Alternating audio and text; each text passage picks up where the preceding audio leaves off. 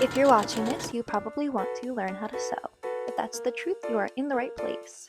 Learning to sew can be a very valuable skill, however, finding the time, resources, and effort to commit can be quite difficult.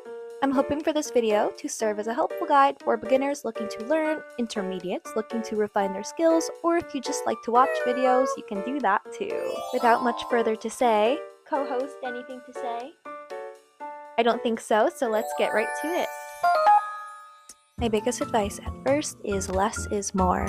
There's so much information out there, so many tutorials, it can be really overwhelming. So I recommend just start with the basics first. You really don't need a lot to start, and it'll help you progress a lot more if you're not super confused and overwhelmed.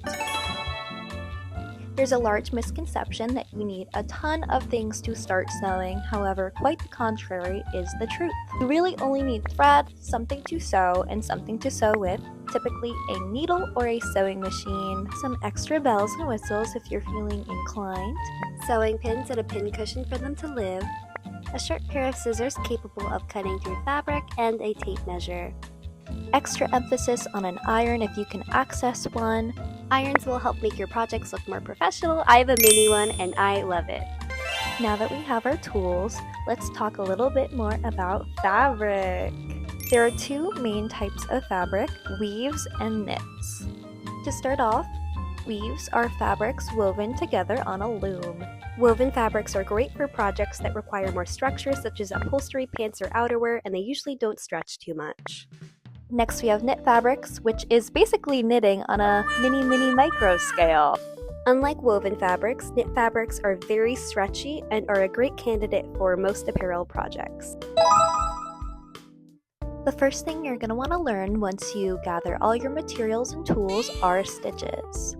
There are two beginner stitches I recommend learning, such as a straight stitch, which is probably the most common, and a zigzag stitch. Congratulations! You learned most of the basics. Now it's time to pick a first project. There are so many beginner project ideas. You can scroll Pinterest and there are thousands of them. Beginner projects I recommend if you're feeling a little lost are coasters, sewing machine covers, pin cushions, oven mitts. However, to make things simple, I've assigned you, the viewer, a project. To make things simpler for you, I have created for the sake of this video a completely free downloadable PDF sewing pattern for this cute little frilly heart pillow. So I have attached after this a sewing tutorial on how to make it if you desire, and we can do it together. So the first step is we're going to have to print out the pattern. I'm going to have it linked in the bio of this video so you can download it. I'm going to tape it before I cut it out. It makes it easier to line up the little shapes here, so I'm taping it together. Then I'm going to cut along the dotted line. This step is very important. You want it to be as precise as possible, so be patient, put on a show or movie while you do it, and just take your time. Now it's time to pick our fabric. I chose a woven fabric, just a regular cotton, so I'm pinning my pattern to it. Definitely take your time with this step as well. Cutting out the pattern and cutting out the fabric, you want to be as precise as possible. If you want to keep it simple, you can just sew these sides together and just make a basic heart pillow. I will add a timestamp for the next step.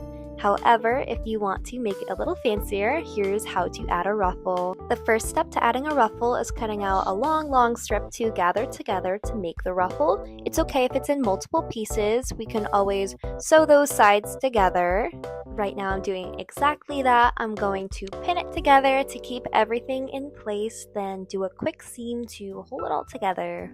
For this project, I will be using a straight stitch for all of my sewing, and there will be a 1/2 inch seam allowance.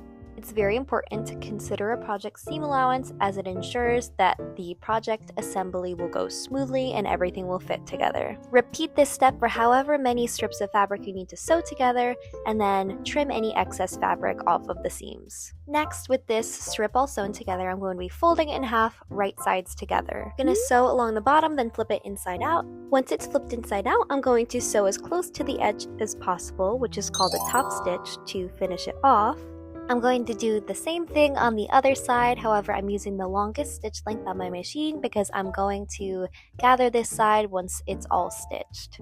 Make sure to cut your thread tails really long so you have enough thread to work with, and then start pulling it, then you'll see little ruffles starting to form. You're going to want to gather this until it's the same length as the perimeter of your pillow. It's okay to have a little extra, so I'm just trimming that off quick, then I'm going to pin it together, then sew those ends together. Didn't get a clip of it, but I pinned the ruffle to the perimeter of the fabric, and now I'm going to sew it all together. Very exciting. I'm just sewing it to one side to begin with just to make sure it's secured correctly. Take your time with this step. There's a lot of curves and ruffles to sew over, so patience is key with this. We are almost there, we just have to sew the top layer in place. Before I add the top layer, I'm kind of tucking in the ruffles so they don't get caught in anything. Then I'm going to pin the top layer in place. Don't be shy with the amount of pins that you use. I'm using a lot just so nothing shifts around, especially with all those ruffles. It's better to be patient. Make sure you leave about a 2-inch gap. Don't sew this part so you can flip your project inside out. Just a tip when attaching the ruffles. Go slow, be patient. It's easy to get them caught up in your stitches. Now I'm going to carefully attach all of my layers. Be patient, this is probably the most challenging part of the project.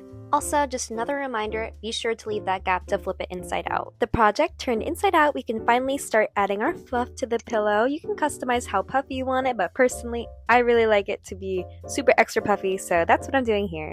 I'm giving it a few pokes to see if I'm satisfied with it, and I can say I think it passes the puffiness inspection.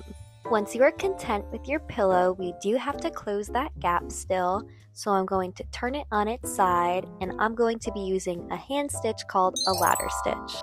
A ladder stitch is a great thing to know. It's pretty much invisible from the outside, and it can help close up projects like pillows, stuffed animals, etc. Congratulations, you are now one frilly heart pillow richer. This project is a fun way to kind of gather different techniques and test them out.